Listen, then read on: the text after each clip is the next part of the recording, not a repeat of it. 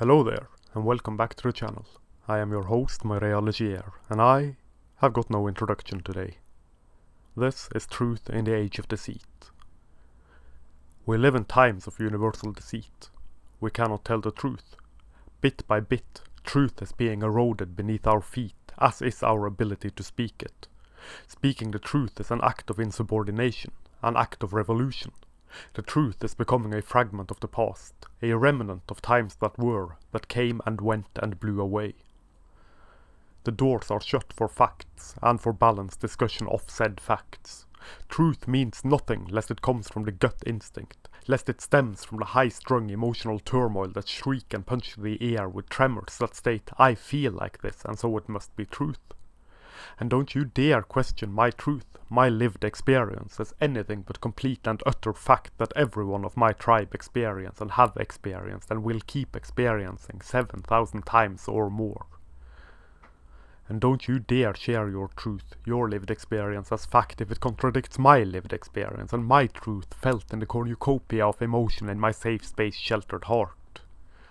And don't you dare provide evidence, the concrete fact, the truth and beauty of absolute beauty and truth that speak truth to power and tumble the tyrants down from their thrones. For tyranny flows from the top to the bottom. It flows from the tremors and the trembles and the fake and fancy inner turmoil shared by those who have had it far too good for far too long, whose tongue-twisting nursery rhymes are still sung and whispered at their bedside by overbearing parents who have told them all their lives that they can never do anything but good, that they can never do anything wrong, that no matter what they do, they are in the right and the entire rest of the world is wrong and must burn if it disagrees. If lacking parents, substitute hired government goons. This frantic world of ours allowed the throne to be usurped by warmongers that peddle propaganda, whose tongues and teeth are brown and stained with coagulated blood drained from the throats of subdivided willing victims of a war that stem from trying to please everyone. That is, pleasing everyone who is considered by those who wield the power of deceit to be underprivileged and oppressed in true Marxist fashion.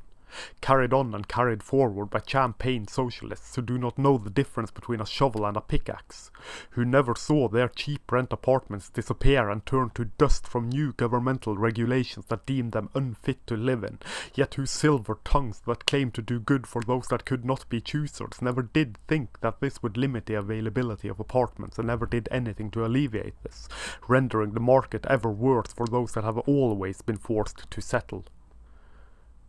There is no mistaking it.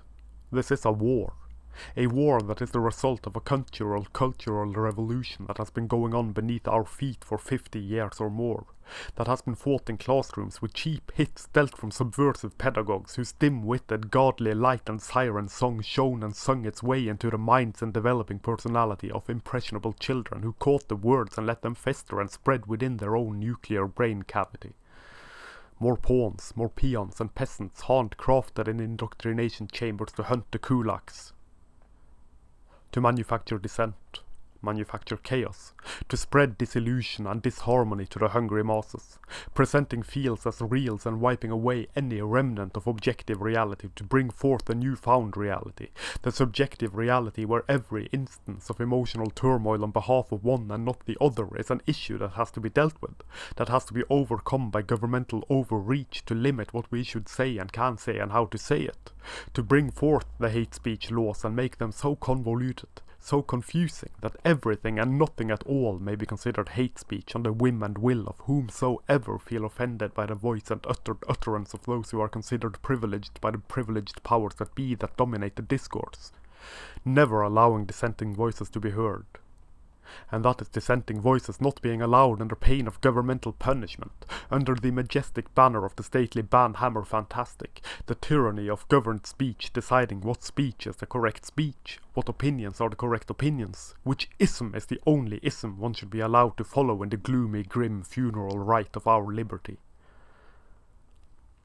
We are being ruled, governed and drugged by television and media conglomerates that spin their so-called truths in newspeak news that starve our brains of oxygen until we are close to passing out. that blast us with new information every 5 seconds so that we cannot process the information properly, or never read beyond the clickbait headlines calling for our permanent offense and anger at the unjust nature of the beastly world we live in, that just so happen to only be unjust for the one and not the other, in the eyes of Newspeak News and their cohorts that manufacture the perpetual war. Because war is peace, freedom is slavery, and so forth, and so on.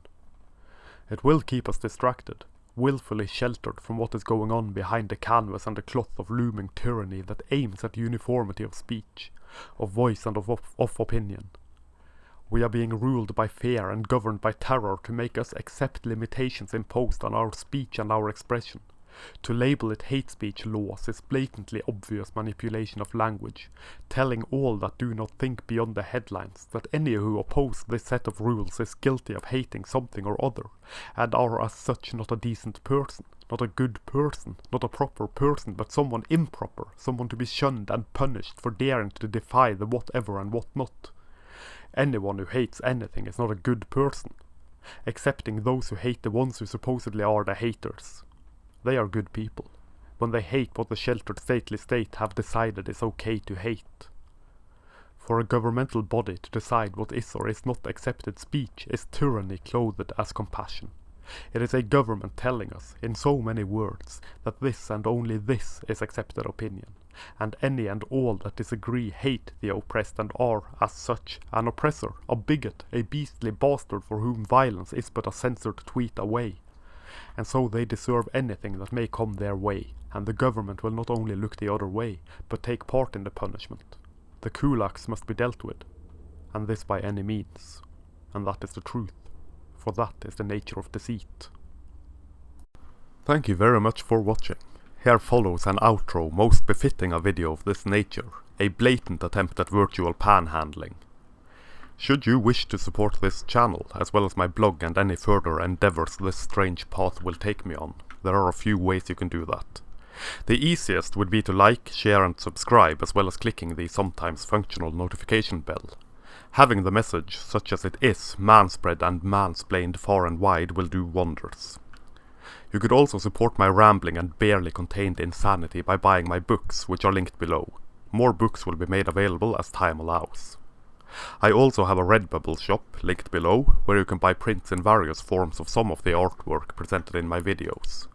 Or you can contact me through the contact form on my blog for original artwork, commissions or prints direct from the source, so to speak. Until next time, I am your humble bearded bard, Morea Legier, manspreading majestically beneath the steel sky of doom.